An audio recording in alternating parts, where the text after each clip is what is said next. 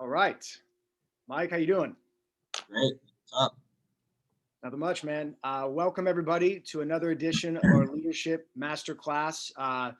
My personal favorite call of the week. You know, we do a lot of these Zoom calls for different subjects, whether it's high rollers calls, owners calls, but this one specifically is my personal favorite, just because Dallas was so impactful for me when I went through the field, and it was so hyped up because you get to see other owners from other offices across the country that are really kicking ass in ownership, running impacts on leadership to help, you know, leaders go from being leaders to getting promoted.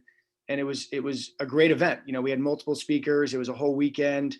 And I'm really looking forward to us getting back to doing those types of events. I know there's going to be a rep meeting in Southern California here coming up soon, but the fact that everybody in our business, at least on the residential side in Assurance Wireless, each week gets access to the best owners on all these different programs and hearing exactly what's really working for them and how it's affecting their business. And you guys get literally just free information for an hour. So I always encourage everybody to spread the word, tell your fellow leaders. If you're on and your owner doesn't promote it, tell the owner to promote it better, because the more people on, the more this will impact. And we've seen amazing feedback over the last few months of this call. So each week you guys are getting heavy hitter after heavy hitter. This week you guys get Mike West, who's just doing a kick-ass job in Dallas. Next week you guys get Olivia. She's going to be talking about developing yourself into the person you want to be. And today Mike is going to be talking about team culture and identity, which we've been talking a lot about. So Mike, before we get into your subject, I know that your path to success in our business is kind of unique. And some people you've heard on the past calls studied engineering. You've had people, that their families ran businesses. You did this business as an internship at 20 years old. And really, you weren't even attracted to ownership when you first started. You did it for a few months. And then what happened? So can you talk about your path of how you got into the business? Yeah, for sure. So number one, thanks guys for obviously letting me on the call. I mean, there's been just amazing speakers and I've learned so much over the past couple of weeks of just having this call ran. So for me to be on it, it's amazing. But again, guys, so I mean, I started off as an intern summer of 2015, 20 years old. I was just looking for an internship. To be honest, I just wanted some experience. I just wanted to put it on my resume so that once I graduated, I could say, hey, look, I have X experience at X internship. Now you can hire me, right? So, but yeah, I started with it. Honestly, the only reason I'm still here is because I started as an intern. If I would have started this full time with like just how hard it is as a business and like having to go door to door at the beginning and the days where maybe you don't get any or you come back with a lot of rejection or whatever it is, like I only stayed because I was like, okay, I want the credit for this internship. It's just a summer. I would like tell myself that all the time. It's just a summer. It's just a summer. So I looked at it like a student. I think that's my biggest advantage is that, when I came into the business, I looked at every day as a day for me to learn, as a day for me to get better. Every opportunity I had in the field to talk to someone was just for me an opportunity to develop communication skills and be adaptable and persuade and sell and all that good stuff. But yeah, I mean, if Austin's listening, he's going to hate me for saying this, but so I started in this guy, Luca Costello's office on AT&T 2015. Didn't really buy into the, I guess, quote unquote, like opportunity for management. Again, I just wanted to be an intern. And what really solidified that was Austin. So I don't even know if he knows this, right? But he came into Luca's office on a team day and he brought his whole office and, Austin's a sharp dude. And he came up and he ran a morning meeting for us. And he talked about his story and how he's from Jersey and he moved out to Chicago to run his office. And, he's like 20 odd years. He was like 23 or 24 at the time, one of those two. And I was like, this guy's sharp. It's great, but I would never want to be an owner. And that's literally how I walked away from that meeting. I'm like, I never want to be an owner because I looked at this 23-year-old person and I'm like, all you do all day is like, you're in a different city. You're not with your boys or your friends, going out and having a good time. Like you're just working all the time. I'm like, I don't want to do that. I'm young. Like I want to, in our words in Chicago, go turn up and get lit. Right. So I don't want to do the business like that. I mean, I wanted to enjoy my summer and that was kind of it. But, going through the program, I mean, honestly, I remember, man, it's so funny. I remember my second week in the business, I came home to eat dinner with my family on a Sunday night. And I just realized all my family did at dinner was complain, negged out, as we call it, right? So if it wasn't, traffic, then it was politics or, what's happening in the news or what's happening at work. And, I realized for the first time ever that, that's what I was brought up around, that like, my family, the people I'm really close to, they have this victim mentality. And it was the first time I'd ever realized it. And that was after 2 weeks of me being with the company. And I was like, okay, that's kind of cool that I get to like learn more about things that aren't really being taught. I just spent 2 years in school at that point. I spent $40,000 over those 2 years to get that education. And here I am in this internship for 2 weeks. And I think that's one of the most valuable lessons you can ever learn. Like, don't play a victim. Everything is your fault. Be accountable. And then after the next couple of months in the internship, it's just that feeling multiplied for all these other things, right? How I communicated, again, how accountable I held myself, what I thought was possible, like my mentality and how I thought that, everything was just developing and growing and I was growing as a person. And we always say like growth is the ultimate motivator. So, my last kind of thought about that internship was if this was 3 months of development, I wonder what 3 years would look like. And that was kind of what solidified it for me and made me want to stay. Old. I mean, that's, I mean, me at 20, I don't know. I don't know if I would have made it. I can understand how when some people come in, their perspective, their maturity level can be very young and not have the maturity to handle the type of business we're in. So you sort of had to grow up fast, and you did. I mean, you you went back to school for like a day after the summer ended. You were telling me, and you were just like, I don't want to do this. I don't have the finances. I might as well just go back to the business. And so you went to class. You left that day, you went back in the field, and the rest is history.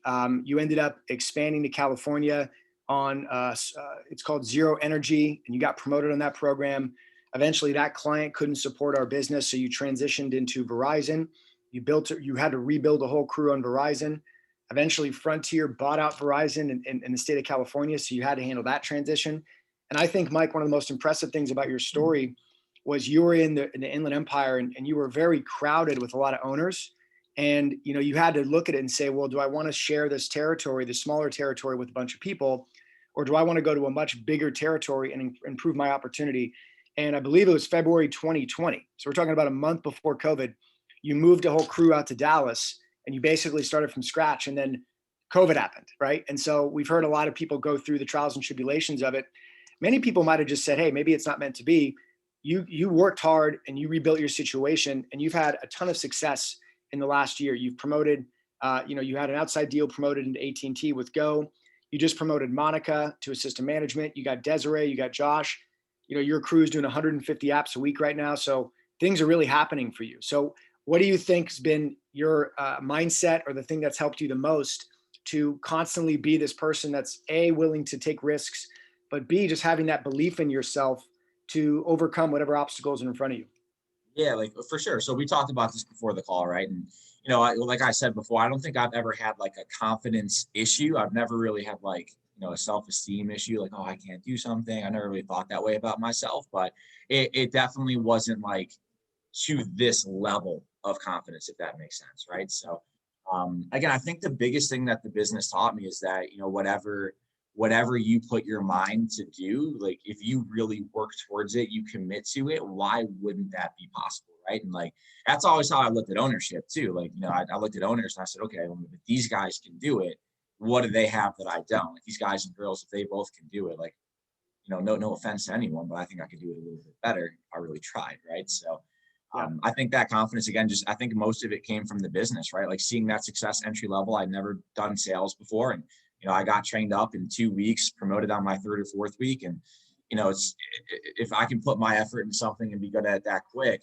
and trust me, guys, the business did not come to me that quick. It took me a minute to get promoted. That's just one example of something that came to me quick. But, again, I think that if you put your mind to do anything, and if you really work towards it, you can get accomplished whatever you want to. It's just people have to get past those mental barriers when they don't have self-belief in themselves. For sure. Well, your topic today, I think, is important, and we've had a lot of subjects when it comes to our leadership call about how to build a team, how to build team identity, build team culture, which is going to be your topic today. And guys, if you're listening, I think like you'll find that a lot of owners are talking about this with their people, because they're really looking at it and saying, hey, if you can't develop a following in today's world, and it's not about the millennials or the Generation Z or X or what hell is going on about how they don't work hard, but you do have to, shape and adapt the way that you speak to people, the way that you create an environment and a culture to retain and then to get people excited to work with you long term. So, please, guys, take notes. We have the chat. Fire off as many questions as you'd like throughout the call. If we don't answer them during the topic or after the slide, we'll for sure get to them at the end. And I am super excited to take notes today. So, Mike, the floor is yours. Awesome. Again, appreciate it, guys. So first things first, I'll leave the slide up for a second. You guys can take down my cell phone number and my email. That way after the call, if you guys want to network, if you all call me at once, I won't answer, but I will get back to you. So I'll bring it back up at the end too, though. We'll jump into it, guys. So again, what I wanted to talk about today is building team culture and team identity, right? So number one, we'll go through building team culture first and kind of why that's important. Man, your face is in the way. I'm going to move it. Oh, I'm sorry. No. So, and I know you just said it's not a millennial thing or whatever generation thing, right? But this is just what I wrote down. Millennials look for a great working culture. And if you don't believe me, go ahead and ask your owner in interviews, what do people look for when coming into the business? And it's just this thing that I always hear. It's more important than money, I swear, for like 80% of people that we interview with.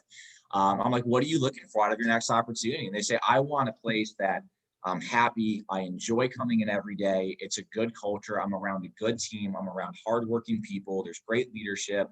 It's an accountable culture. I mean, guys, that's all culture, right? And the reason that this is such an important topic is because we've all worked at places that have great culture. We've all worked at places that have not so great culture. And it's not coincidence. It's not happenstance. Like, it's created. Everything is created, right? And like, if you're going to have a good culture in your team or in your business eventually, that's going to come from what you make it. It doesn't just happen, right? Creates a brand and an image that people want to follow even, right? Like, think about Google as a company. I think that every one of us before we started this business, even some of you guys maybe now, would like to take a job at Google, right? Like, and the reason why, I have no idea like what Google actually does. Like, obviously they're a search engine, but what they do, like what you could apply for, I have no idea. I'm not a tech person, right? But we all know that they have slides in their building, right? We all know they have like nap pods and stuff like that. They provide free lunch and stuff. Like, that's the culture. It makes people recognize, like, hey, this business, I'd love to work for that.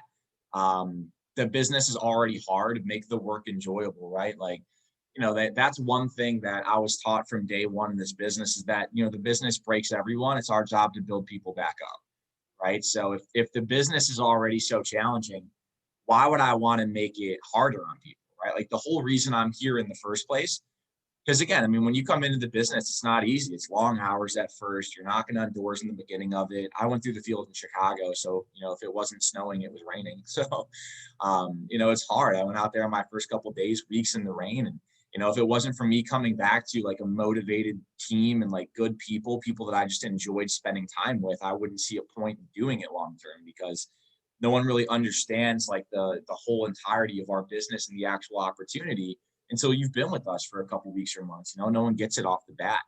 And then what kind of culture do you want, right? Again, me and Van kind of talked about this before the call started, but it's not just about having a culture where people come in and laugh and enjoy themselves and high fives or fist bumps or whatever you do in your office, stare at each other in the eyes because of COVID. I don't know. But again, it can't just be a fun culture. It has to be an accountable culture. It has to be a productive culture. Like, if I came into a business and everyone was just having fun and goofing around, sure, like it sounds fun, don't get me wrong, but I personally would be unattracted by that because I'm coming in to build myself and build a business. I'm not coming in to make friends. I can, make friends anywhere. So number one, that's just kind of, I wanted to have a brief walkthrough of why it's important, why you should be taking great notes on these slides. But other than that, let's kind of jump into the first topic of it, right? So this is just the definition of team culture. Team culture is made up of values, beliefs, attitudes, and behaviors shared by a team, right? So how people work together towards a common goal and how they treat each other. That is the definition of team culture. If you don't have all the time in the world right now to write it down, I am not a genius. I did not make that up. I literally Googled it. So you can just Google team culture and you will find it right there. But the first part we're going to go through, camaraderie and support, right? So, a good culture is one in which team members collaborate, they share knowledge, they communicate, and most importantly, they support one another. When people feel supported and know that someone has their back, they're able to do great things. It's like having a safety net that allows you to ask questions, have confidence, speak up, and take on new challenges. Not only does this benefit the company, but it benefits your own personal growth, right? So, the first thing is, you got to have that person in your corner that's supporting you the entire time. And I know from personal experience that a lot of people don't have that person like at home, like, again, none of us really know how to explain the business very well when we first get into it. We're like, hey, I interviewed at this company that, they say in 6 months from now, after knocking on doors, I can start making six figures. And, it doesn't sound real when you explain it that way, right? Because everyone's just like, what? I would have been done that if that was a real thing, right? That's probably a scam. Again, I told my mom about it, and she said the same thing. Like, that's a scam, taking advantage of you. That's not going to work for you. So I didn't have that support from home, right? My relationship at the time, it was more of like, why are you spending so much time away from home? I didn't have that support from my relationship either. So, it's almost like like, for someone like myself, I was kind of like, I'm kind of a rebellious person just in general. So if people tell me I can't do something, it just makes me want to do it more. So that didn't work for me at all. But I guess for someone else who may not think that way, if they don't have that support on their own shoulder, like you got to be that support. I am everyone's hype man in the office. Oh my God. Like, if if you say one line of the script the right way, I'm like, oh my God, have you done this before? Like, you sound so great. We should just give this person keys right now, skip the process. You're already an owner. Let's do it. But that doubt is so common, guys. Like anything that you're going to do that is challenging. I don't care if it's our business. I don't care if you're trying to get a master's degree right now. I don't care if you're trying to learn how to skateboard. Anything that's hard and challenging is always going to make you ask yourself, can I do this? And do I want to do this? Right. So if you have that person in your corner who's supporting you and backing you up, kind of giving you that confidence before you have it in yourself, that is such a huge part of growing and developing other people, right? Is giving them that support and that camaraderie. Again, you're someone's mentor in this business. My job is to believe in them when they don't believe in themselves, right? And if I didn't have people like that in my corner backing me up, again, I don't know if I'd be here today. Remember, guys, the business breaks everyone. Again, it's your job as a leader to build people back up. Again, the hype man in the office. I'm the person who lets people know I have their back. I want to go above and beyond. I want to let my guys know that I'm there for whatever they need. Hey, Mike, so I have a quick question. It kind of what I've noticed with leaders, especially when they're trying to create something for people to come into, they've got to realize that they're the star of the show, right? Like sometimes people forget. They think because they're in an office that they can just be another bystander, and then they're going to somehow build a team.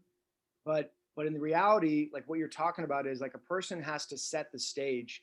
So when people come in, they get to be around someone who's infectious in a positive way. They're engaging.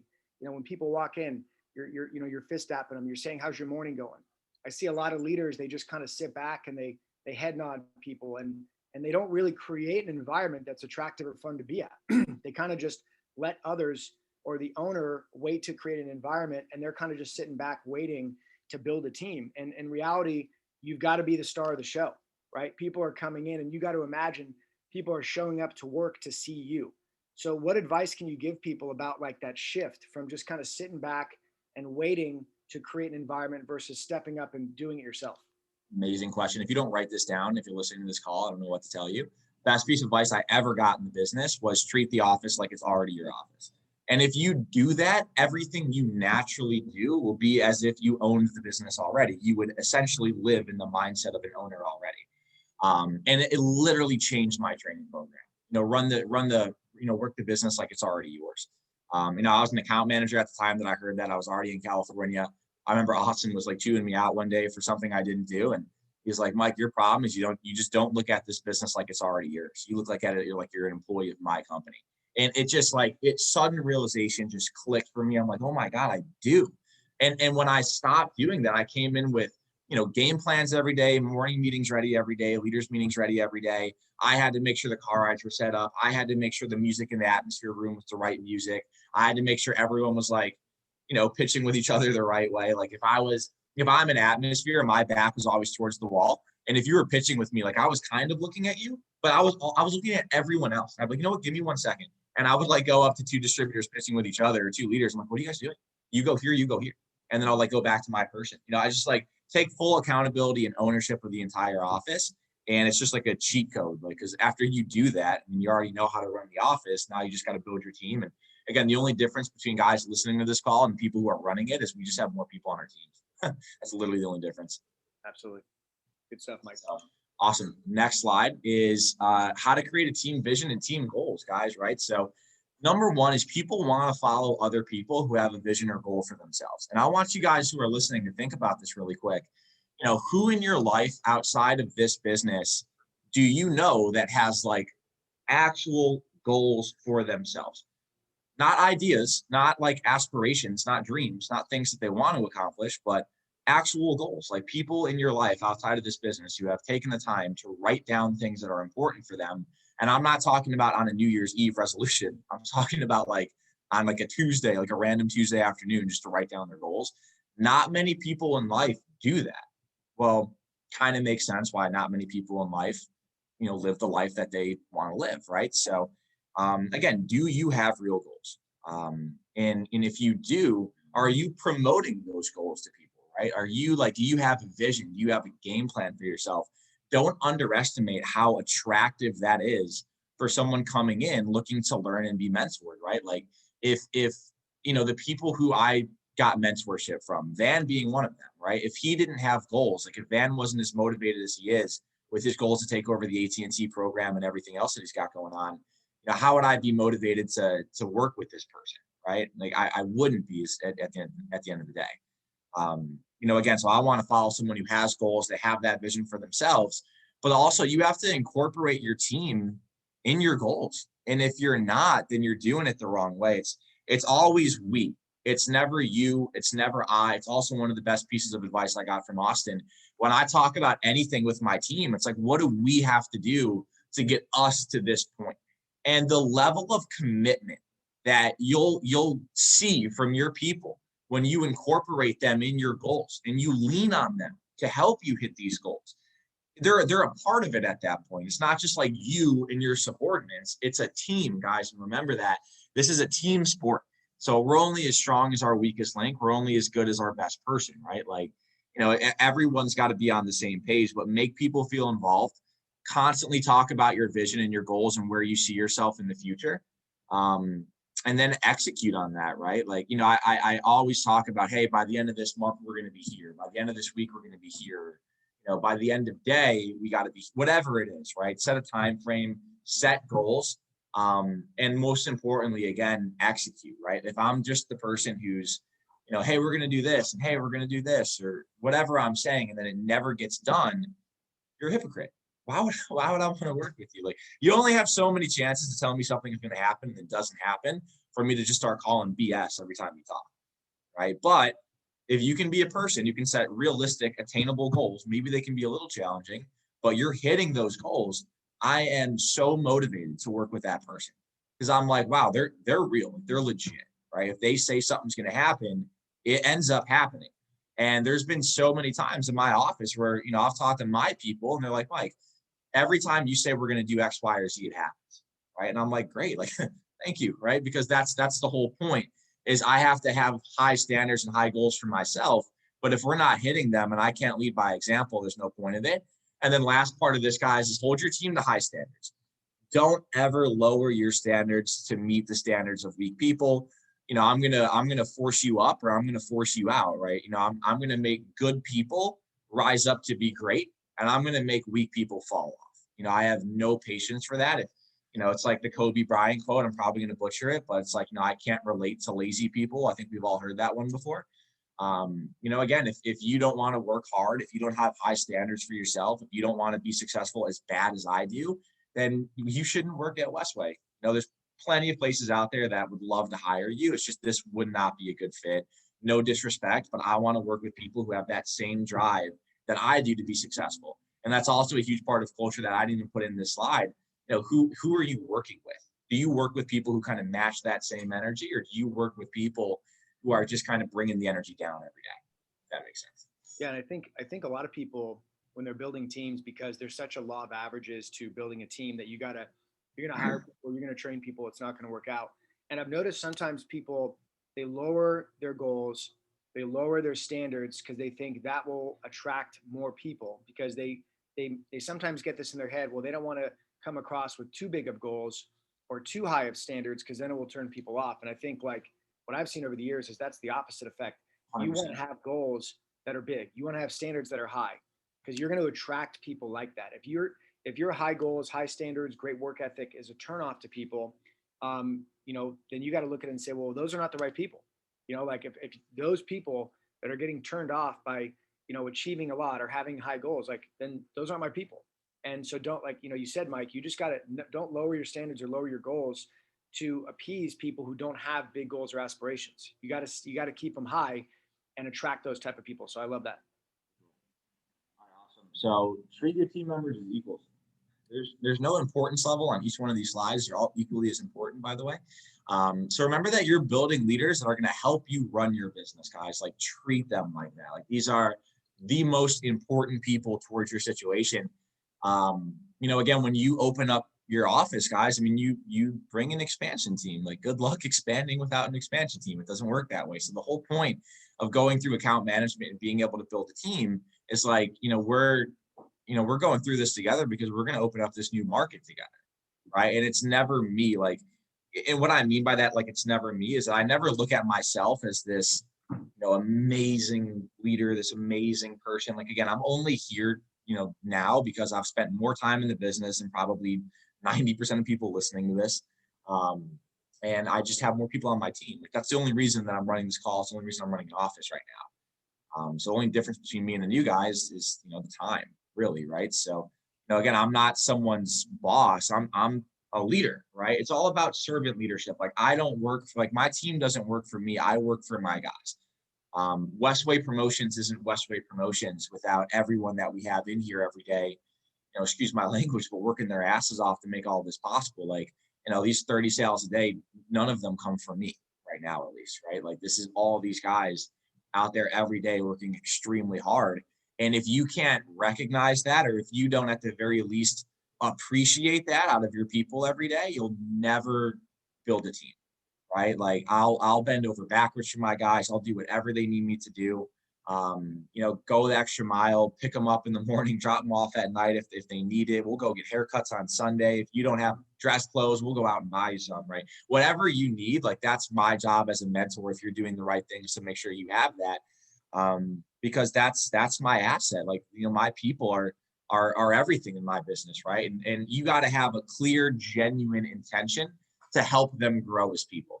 If you look at the business like people are kind of cogs in the machine, or they're just a number to help you get promoted, you'll never get to where you want to be at, right? Like, real recognize real, right? So if people don't care how much you know until they know how much you care. And if my guys don't think I care, then nothing's going to happen beyond that, right? So just understand that, again, you have to build those relationships. You have to treat your team members as equals. No one also likes to be talked down to or belittled. And honestly, that was one of my biggest problems. I don't think I hated my people, but I definitely had a patience issue. So if someone wasn't picking something up as quickly as I would have maybe liked for them to pick it up, I would lose it. I'm like, what are you doing? Like, are you being lazy? Are you not working? Like, my gosh, would just leave my office like in tears. Like, so mean. Like, maybe not that dramatic. Maybe it was. I don't know. We're not going to touch that. But it was bad, right? Like, I had to learn a lot, guys. I've been in the business for 6 years at this point. I've made every possible mistake. So when I was thinking of what to talk about with you guys today, I don't want to go through the things that worked well for me. I wanted to go through all the problems I had when building a team, and treating my team members as equals was one of the biggest things. I don't know if it was an ego trip. I don't know if it was just arrogance. I'm extremely happy I humbled myself down to realize what I sucked at. But it was absolutely one of the biggest things that held me back was, I wanted to be this, the boss, and that's not the case. There's a huge difference between being a manager and a boss, or being a leader of people. Leaders eat last, they put their people before them. And remember, these are your business partners. You're in this together. If we do well as an office, it's because of my team. And if we do bad, it's because of me, right? So how do we fix that? How do we grow together? But you got to treat your members, as they're one. You guys are a unit. You guys are one team. Yeah. And, it really seems like the word you're kind of focusing on here is just being relatable. And, when you're building a team of people, like you've talked about, you got to make them feel important, and you got to make them feel special. And I also think the humbleness is extremely important. And people, as soon as they get this title, they act like dictators. They act like, tyrants. Like, they're just bossing people around. Like, no one's going to follow you if you're not able to relate 100%. to them and get eye level with them. So, like, when you look at humbleness, right? How important is that to leadership? Extremely.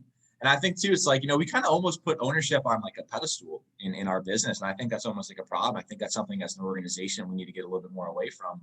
I would go to these Dallas meetings, and, these owners have, 20 people around them, and they're like, networking in this huge circle, and they got like the nicest suits on and these crazy fades for like the graphics in the back. Oh my God.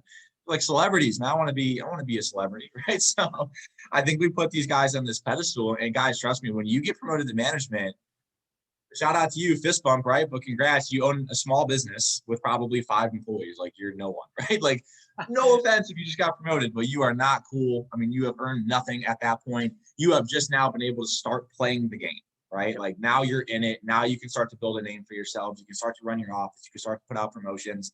But humbleness, right? Like, no one wants to work with that cocky, arrogant person. It's my biggest turnoff. If I'm interviewing someone and they're like arrogant, I'm not even going to bring you back. I don't care what your experience is or how good you think you could do. I just wouldn't want to work with a person like that. And no one's going to want to work with you if you can't humble yourself down, like Van said, be relatable and kind of empathize with people, understand it from their point of view. Yep. Wow, it's so true. Good stuff, Mike. Let's keep moving. All right, next one. Promoting, learning, and empowering people. So it kind of bled into the next slide perfectly, right? So we gotta empower our people, and we gotta promote that education from the ground level up, right? So first thing here is never make your people feel like they can't come to you for anything. And I think that our culture in the business at times, guys, like, our people feel like they can't be real with us. And let me break that down to kind of explain that. You guys can't see it. I literally have a picture that's framed on my wall over here. It's this big. It says, "Nobody cares, comma, work harder." That's all it says in this huge picture. No one cares, work harder. And I think that sums up kind of our culture in the business sometimes, how we kind of coach our people, right? It's like, oh, you lost your attitude today? Well, step 9. If you don't know what that is, don't care. Don't worry about it. It's just almost like, open up a can of man, like, don't be like that. Like, be tougher almost. And I think that, for sure, like, that coaching can be productive for the right person. And I understand the intent behind it. Like, if you want to be successful, do you have to be gritty? Yes. Do you have to put up with a lot of BS? Yes. But that culture, I feel like, kind of takes away from people being honest with us in the office. If your whole office has that culture of, don't be a little, what, and then someone feels uncomfortable with something, or someone, they genuinely lost their attitude. They don't know if the business is right for them, but they're like, hey, like, don't be a little, what, like, I can't talk about it like that, especially in the office. I never want to make my people feel like they can't come to me for anything that they want to talk about, good, bad, whatever. Like, again, my job is to mentor them and coach them. So whatever they need, like, I'm there for that, right? And I want that line of communication to be open. So my guys' first week in the office, the first thing that we do is we have a conversation on their, second or third day usually of, hey, plan out some goals, plan out where you want to be in this business. Let's talk about it. So we go over their goals. And I always mention at the end that, hey, I want our relationship to be good and bad. Meaning that when you feel like you're on top of the world and you feel like, hey, this business is great and you're, kicking ass at it, awesome. I want to know, right? But on the opposite side of that too, when you feel like, hey, like, this sucks, I'm not getting better, I feel stuck in whatever role I'm in, or, I feel like it's just hard right now. Like, I want to know that too, because again, guys, as owners, we're not special. We just have a little bit more time. We've just been through these things already. It's kind of like a parent when they're telling you, like, hey, anything you're going to go through, I've already been through. So we want to know that, and we want to keep that line of communication open. But just keep that in mind as a leader building your team in the field. Like, do you have a relationship with your people to where they can come up to you for whatever? Or may they be hesitant to mention certain things because they might be worried about your reaction? That is terrible if you have that relationship with your people, because there will be so many things that bother them that you just won't know of. And if I don't know of it, if we can't talk about it and find a solution to it, those people aren't going to last. Don't put restrictions on how quickly your team is growing. I love, one of my girls, Desiree, and she's great at everything. I can't wait till she opens up into ownership. I know she's listening right now. She's going to be a beast. Shout out to you, Desiree. But she, I almost had to yell at her a couple of weeks ago. She's like giving her distributors that are here for 3 days the second round interview script. I'm like, Desiree, they don't know the pitch. Like, they don't know anything. They don't know the lessons. They don't know what, like, the 8 steps are, or the Fuji factors. I'm like, why in the world are you giving them a second round interview, right? But remember too, like, growth is the ultimate motivator. If I come in every day and I'm growing and I see myself developing as a person, if I see myself being able to take on more responsibility, that's what's going to excite me. That's what's going to excite anyone for the most part, at least anyone who would be excited about our business. So I'm not telling you guys that, hey, on your 3rd day, you should be giving your brand new distributor the second round interview script. But just saying, don't cap their growth, right? Like, if my guy says, maybe I got a really sharp person, it's their first week and I'm breaking down someone's day. I'm like, hey, come shadow me, break down this day. Let me teach you how to do it. maybe the next night I'm like, hey, you saw me break down a day yesterday, right? You remember how it was done? Here, you break down this person's day. This is their first week, by the way, they're training. Break down their day, start to learn how to coach people. But I'll be right here helping you if you ever need me to jump in on anything. I'm sure I will have to, but let's just get you some of that experience. Let's get you running a car ride. Hey, you did great in training the other day, building relationships. Can you run like a 5-minute workshop for our office on building relationships? Like, I just want to give my people experience and a chance to kind of take on more responsibility. And the right people will want to step up and take that responsibility on. Right. So I'm getting them out of their comfort zone, even if it's something that they're not ready for. I'm being that hype man. I'm like, no, it's okay. You got this. Go up there and mess up. I don't even care. It doesn't matter. And then even if they sucked, right? Let's say they ran a 5-minute workshop and there's like crickets in the audience. Everyone's like, oh my God, what's this person talking about? I'm like, as soon as they're done, I'm like, wow. Like, our neighbor hates us. Ask anyone in my office. He literally wants to come over here and murder us because we're so loud all the time. But it's because of stuff like that.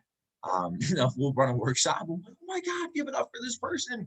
And like, you're getting this round of applause that you've never had in your life. And you're like, okay, I can do this. And in reality, I'm like, that was the worst speech I've ever heard, but we'll work on it. It's no big deal. And then show your people how to network, right? Again, promote that learning aspect of our business too. If there's one cheat code in the business, it's networking, right? It's listening to a call like this. It's actually reaching out to people who run these calls and other people in their offices and then networking on a daily basis. But I don't just expect my guys to network, right? And I think we can all relate that networking is a weird concept. Hey, let me call Van one day, someone that I've never met across the country, and just, hey, can I ask you a few questions? Like, that's weird. I never wanted to do that at the beginning. So I just had to get out of my comfort zone and start calling people. But then when I was building a team, I'm like, hey, I'm about to call X person, sit in, right? Even have some questions ready. I'll show you how to network. And I would train my people how to network like any other aspect of our business, right? If I want my guys to be good at the sales, like, I can't just be like, hey, I'm going to do some sales today. You should do some sales too. That's the same thing as saying, hey, I'm going to network today. You should network as well. If you're not showing your people how to do it, they're never going to do it. So, yeah. That's great. And it also seems like when I look at your whole mindset towards building a team is you want to create this open line of communication where you guys can talk about anything, right? And so my question is, like, how do you build that? Like, how do you get someone to the point where they feel like they're going to talk to you about their weaknesses? They're going to go over things they want to get better at. Where does that start for you? Yeah, I think again, it starts with just like that genuine intent to build the relationship, right? It's not like you're just someone in my office. And again, I always tell my people too, but I'm the same person no matter where I go or who I'm talking to. If you see me in the field, I don't change up my mannerisms or my voice inflection or my wording or my slang or whatever. I'll talk to my mom the same way I talk like a customer in the field, or how I'm talking to you guys on this call is the same way I'll talk to anyone in my life, right? So that genuineness is always going to be there because I'm just that same person all the time. I don't change it for anyone. I feel like off the bat, people can just look at me and say, okay, well, I don't see any fakeness there. So that's number one. I don't see, like, you can see right through that, obviously. But again, the biggest part is, do you actually care about it? Do you actually care about building those relationships with your people? Do you actually care about, learning about their outside influences? Or do you actually care about, figuring out why they're in the business in the first place or how you can help them grow as a leader?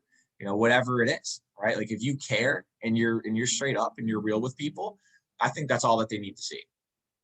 Yeah, that's so true. Cause like, I think sometimes we've talked about this, you mentioned earlier in the call about looking at your people like their numbers, you know what I mean? Like saying, all right, cool, 1 leader down, 2 leaders to go, or whatever it is. Yeah, exactly.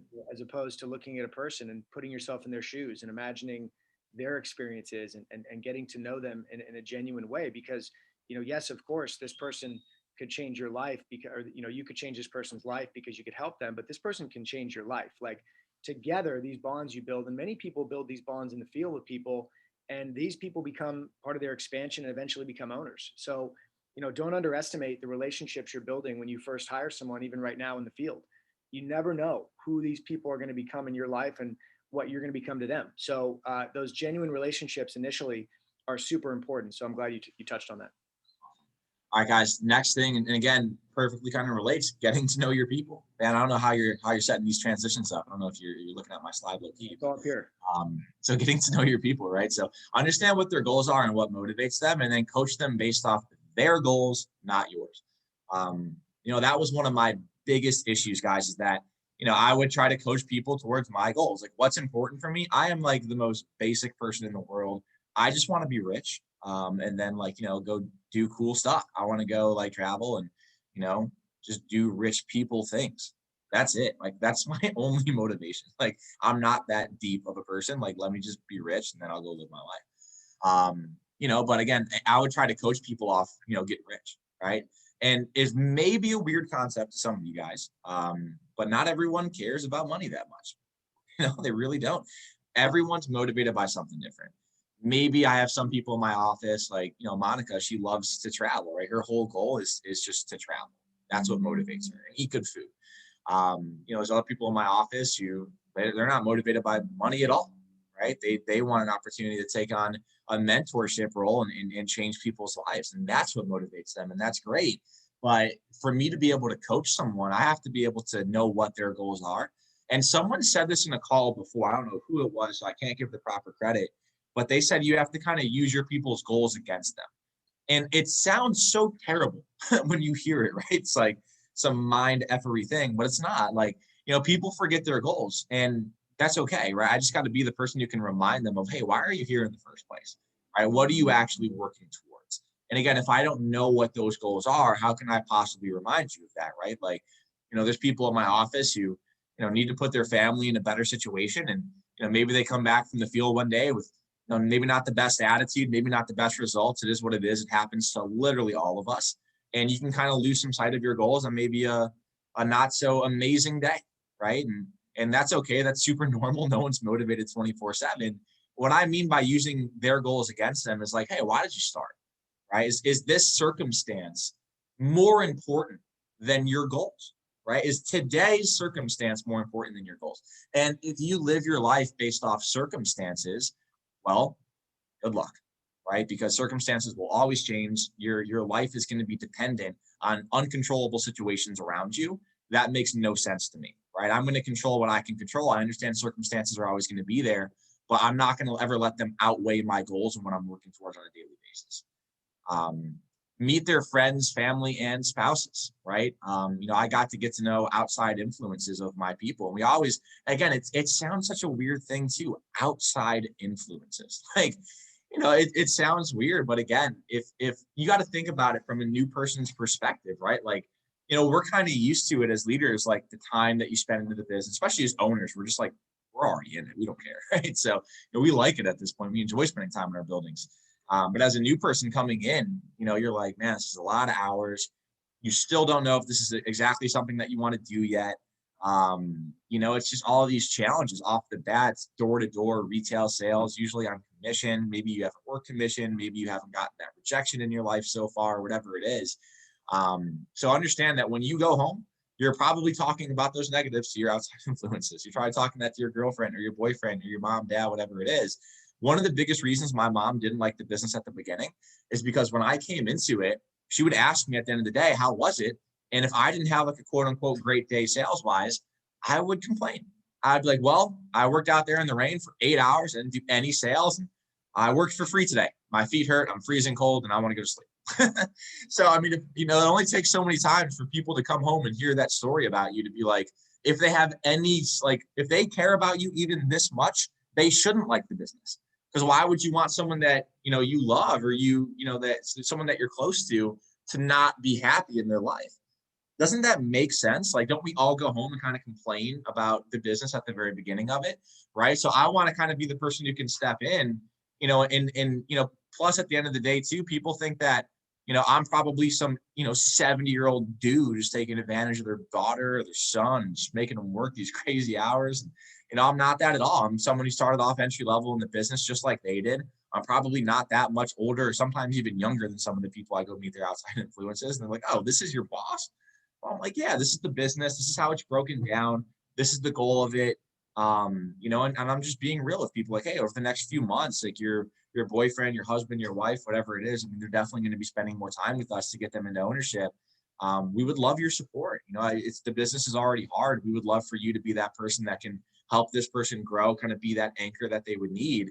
But then whatever you need from us, let us know. Like if they need a day off every now and again and you guys need like a day to yourselves, I have no problem with that.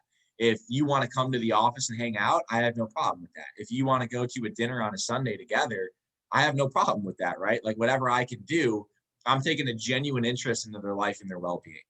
One of the things that Austin always did is he would always ask me how my girlfriend was. The two managers I had before that never did that. And it's such a small thing. Like, it wasn't like anything crazy. I talked to Austin in the morning or, on Monday, hey, how was the weekend?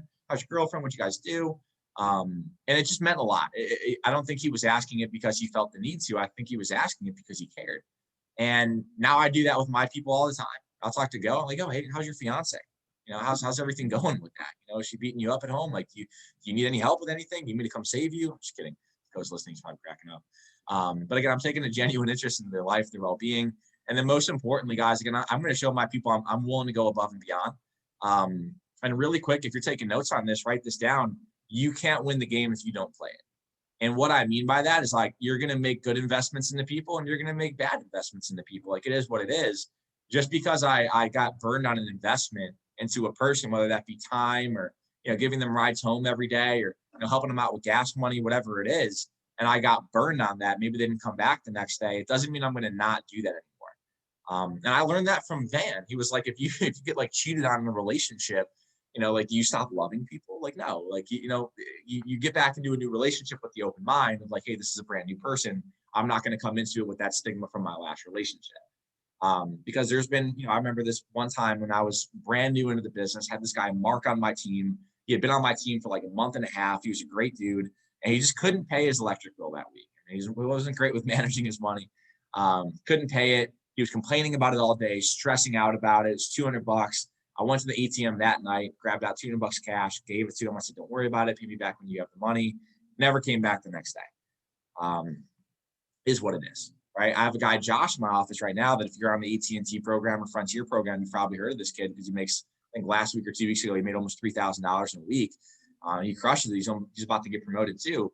But, I guess one of his first weeks, he was struggling or something like that. And I put a couple extra $100 on his check or, I didn't even remember I did that, but I told him that story I just told you guys. He's like, Mike, that's why I'm here. He's like, that meant so much to me that you did that on my first week that I said, wow, if this company cares that much, I'm going to stick it out. I had no idea that if I wouldn't have helped Josh out on that check, that he wouldn't be here anymore. And guys, I want to make this very clear. Money means nothing. I don't have to pay someone's bill for them to, want to work with me. I don't have to, put $100 in their check or something like that. Like, it's just the effort, right? Like, do you put in the effort? Do your guys know that you care? Are you going above and beyond, right? If I see that my guy every day doesn't have a lunch, right? I'm just going to bring them a lunch. I'm just going to pack a double lunch. I'm going to bring them half of what I'm going to eat anyway, right? Or like their whole lunch. And it's such a small thing, but it goes such a long way.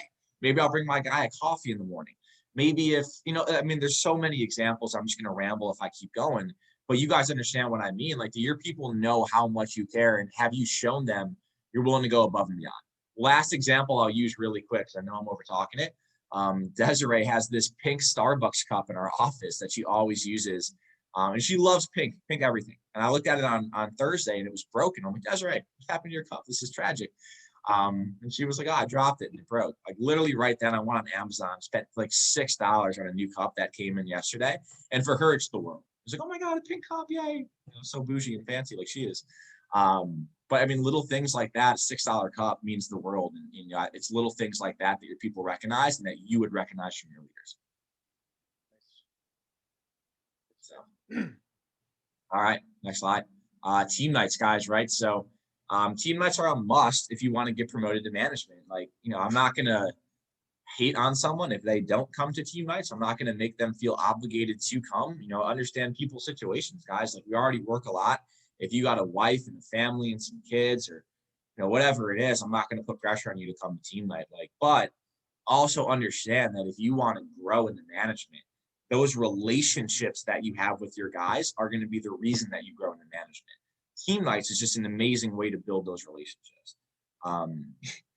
My ex-girlfriend thought I was cheating on her because I would come home from the office at like 12 o'clock, 12:30, 1 o'clock in the morning every night. She's like, who are you spending time with? And I'm like, the guys. Like, we would literally go to In-N-Out Burger every night. It was like Monday night was for, I don't know, my brand new guy. I just trained that day. Tuesdays maybe was for my top two leaders, my right and my left hand person. Maybe Wednesday was for like the person on my team struggling the most, and I just wanted to catch up, talk to him, see if I can help or anything. Thursday was like the office team night, and she's like, "There's no way you're going to In-N-Out every night." And I'm like, literally, I will start saving receipts and show you I'm at In. Like, I don't know how else to prove this. Like, I'm not that suave to cheat. I don't know how to do that. So again, building the relationships, go out there, build those relationships, talk to your people. They give you a chance to know your people outside of the office too, right? Like, I know some people when they go for team nights, it's like planned and like you have conversations ready and like for sure. I mean, I guess sometimes I'll do that. I remember Zach Schultz ran a great call like a couple of weeks ago and said, "Hey, if you're not going to team nights with conversations planned, you're an idiot." And I felt personally attacked because I never go to team nights with the conversation plan. Like, I don't even want to talk about business almost. Like if we go on the business and we get to that topic of, why you started or what your goals are, how we can help you grow, that's great. I literally just want to get to know you, right? What did you do before this? Like, what attracted you about the business? Why do you like it? Why do you like us? Why do you like me? Am I weird? Like, I just want to get to know the person, figure out what they like, what their hobbies are, interests, gives you a chance to meet their friends, family. Like, you can invite them out to these team nights always. By the way, make sure your team nights are lit, make sure they're organized. If you're doing the same things every week, if you're just going bowling every week and you're like, why do people never show up? Well, no one wants to bowl every single week. This is not the 80s. So do new stuff.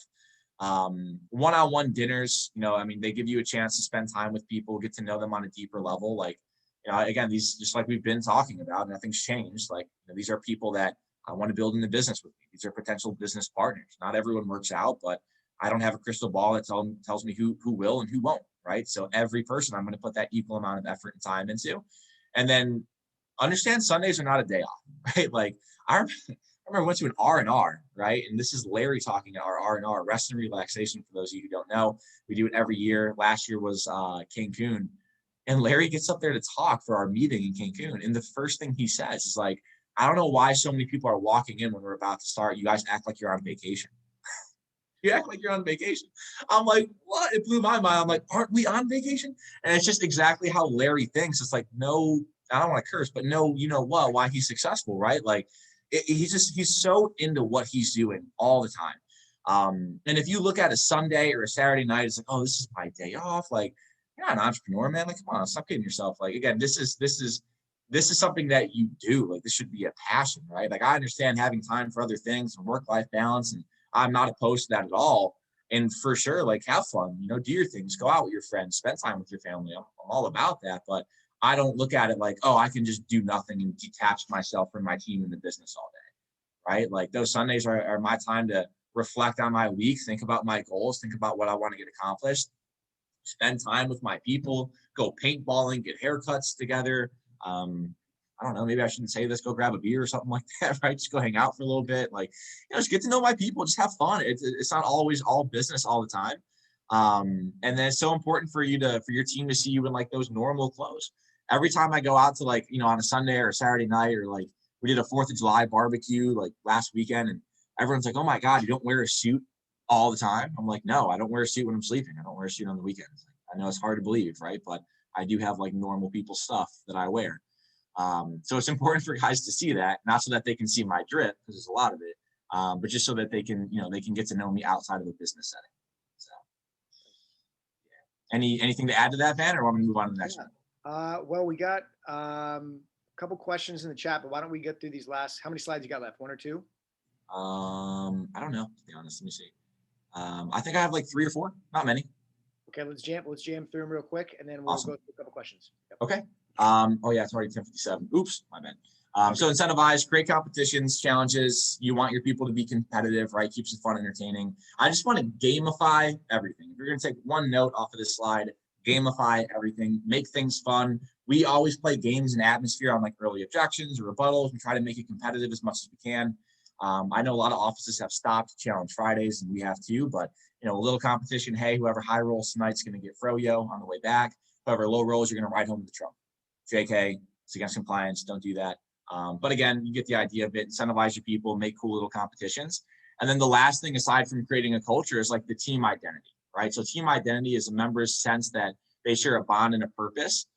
There's only 2 slides for this, right? People, number one, need to feel proud to be on your team. Number one, look at the image of your team. How do people dress, right? How do they act? How do they speak, right? How do they get along? What's the camaraderie? What's the leadership on that team? Like, is it led by the right people? Is it led by the right leaders, or is it led by people who aren't really into it? And then is your team getting results, right? Like, there was a clear distinction in between people on my team in the office and people on everyone else's. One of the things I love most about, account management is we give our account managers so much autonomy to run their team the way that they see fit. So on my team, there was not a question. You had to have a matching suit, not two-tone. Your sock game had to be on point. You had to get haircuts. If you couldn't afford one, I'll come with you on a Sunday and I'll buy you a haircut. Like, we had to look fresh. We had to be taking notes in the meetings. We always had to go out there and set the pace. Like, it was just the standard on my team. And it was a very clear distinction between our team and everyone else's in the office. Last thing that I'm going to go through with this is your branding, right? It's so important. Literally, someone went through this, I think, like last week or 2 weeks ago. But any successful business has a brand and a model that people recognize. Again, you have to have a team name. I know this was already said, but you have to have a team name. Start thinking about it now. If you don't already have one, you have to have a logo. Go on Fiverr, and you can literally have someone create a logo for you. Or just go on Google Images, type in your team name, and I'm sure something will pop up. I used to have team binders ready for my people on their first day. So it had like a little, 3-ring binder with my team logo and picture right there. I just inserted it in the beginning of it, Westway, Team Westway, whatever it was. And then they would have like, hey, a congrats letter. I would have like, any type of materials they would need all ready to go. I would have a calendar for them. It's just like a little, hey, welcome to my team package. It wasn't from the company. It was from my team. So team binders, team meetings every day. Like, I would run campaign meetings for my team the same way I run my office. I ran my team, right? So I would have campaign meetings on production, kind of creates that branding. Hey, this is us versus them. Team flyer, team shirts, team hats, whatever it is, throwing out challenges only amongst my team. Hey, anyone in my team this week who has X amount of AT&T sales or whatever it is, they're going to get a bonus at the end of the week or whatever it is. So that's it though, guys. I'm sorry I overtalked on a lot of things, but those are the biggest things I wanted to go over. No, Mike, this was so good. I mean, you really unleashed a lot of great information on everybody. And I know it's our mark at 12, but I want to go over just 2 questions. We'll go OT by a couple minutes, so it's no big deal. We got a question from Desiree. How do you maintain your high standards, but keep a happy medium when you're having new guys come in that may not have high standards or the desire to? How do you keep your high standards when people don't have high standards? Is that kind of the question? I think it's kind of like how do you create high standards for somebody when they don't necessarily have them for themselves when they first start? You're not going to like the answer, Desiree, but you can't.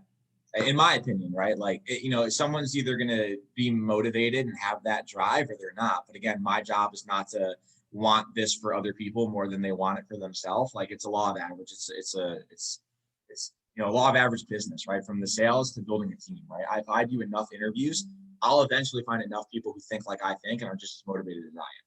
But I'm not going to waste my time and try to like motivate or explain to someone why they should up their standards or why they should be a harder worker. Like, I'm going to lead by example in everything I do, and I'm going to hold them accountable to that standard that I have. And if they're not with it, I'm sorry, but it's probably not a good fit. Then you can go on, be on that person's team, or we have another office in this market that kind of sucks, and you can go to their office. I'll do the Asian transfer for them, but if you're going to work here, you have to have high standards. Yeah. It also seems like, when someone comes in new, we've heard many stories of people that didn't come in entrepreneurial, didn't come in with a big goals. They kind of just came in for a job, right? Just like even you, Mike, you're kind of coming in, ownership wasn't on your mind. So I think what's really, really important for you guys is just to get to know your people, have conversations with them, get to figure out how they tick, their background, what makes them who they are today. And I think people, as you get to know them better, will open up, and you having goals and having standards, you're going to turn people on that may not even have those initially, because they're going to be attracted to a person like you. So I think even when people start off with low standards, the happy medium is just teaching them the sales, teaching them the skills to be successful in the field, and building that relationship. And then you're going to figure out over the first 2 to 4 weeks if this person's, they're either going to get excited, they're either going to turn it on, or they're not. But I think the relationship, like you've been saying, Mike, is really important to determine whether or not someone can get into it and then raise their goals or standards to what you have. Last question, Mike. How do you draw the line between being their leader versus being their friend? Yeah, I mean, that was talked about a lot in the past couple of calls, and I think it's kind of the same answer. Like the way I do it is that, again, I'm like, people didn't start in my company to be my best friend. At least I don't think. I mean, I'm a cool person, so maybe. But I don't think they did. I think they started for the opportunity. Or they wanted to make more money, or they wanted to go into a leadership role. My job is not to be a mentor. My job is to be a mentor person. Well, Mike, you're cutting out a little bit. I don't know what happened to your sound. Can you hear me now? There you go. There you go. There you go. Oh, Go ahead. there we go. But again, my job is to be their mentor. My job is not to be their best friend, right? So, sometimes it's a hard pill to swallow, but, I'm going to tell you things that not all the time that you want to hear, but you're going to need to hear if you want to improve. Now, when it comes to that line, right, like understand that people are always trying to see how much they can get away with. We do that in any job. We try to test the boundary, like where are we going to get pushback and how far can we be lazy or whatever it is, or, what can we talk about? Let's say you're in the field and one of your guys, girls that you're training starts talking to you about the weekend and the parties that they were at. I'm like, whoa, hey, like I don't want to say what I normally say, right? But I'm not like against that life, but that's not that's not going to be our relationship though. Our relationship is going to be teaching you how to get rich. That's what I do, right? When you get the management, I will take you on this sickest party that you've ever been to. It'll be way sicker than the party you were just about to talk to me about. But until then, we're going to focus on business. Cool. And if you just have that simple conversation, people are like, okay, makes sense. Yeah. Well, Mike, we greatly appreciate you taking the time. You put in a ton of effort to these slides, to these topics. I know it's something that you're passionate about, and it's been a big reason why you're successful. You're an attractive person in terms of how you carry yourself, the relationships you build. And guys, if you're taking notes on this, Mike just cares about his people. And if you care about your people, they're going to care about what you're teaching them. And I think that's kind of the bigger picture of this is the culture that you create is the culture that you are. And you've got to be that example of what it means to be a good leader, to be a good communicator, and to be a good relationship builder. And at the end of the day, you need standards with all those things, right? You can't build a relationship and have no standards. So, Mike, great job. You crushed it. I know people had your information at the beginning, but I'm sure you'll get reached out to. Next week, guys, we have Olivia who's going to be speaking on the call next Tuesday morning. Thanks again, Mike. You crushed it. Appreciate your time. Everybody have a great week, and we'll see you guys next Tuesday.